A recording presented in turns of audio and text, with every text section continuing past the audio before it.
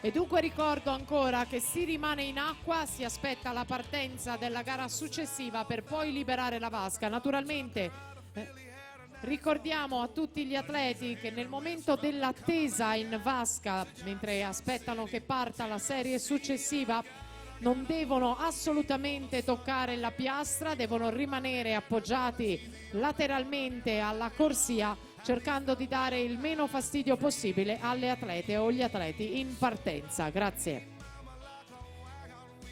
Seconda batteria in acqua con De Pieri, Maran, Alberton, Minto, Crivelli, Girardi che stanno nuotando. La terza ai blocchi con Margherita Rossi in 1,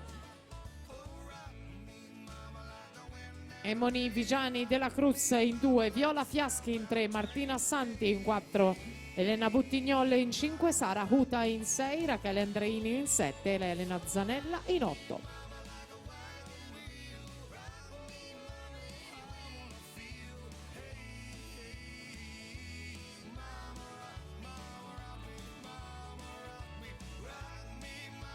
Giorgia De Pieri intanto 1:15 e 96.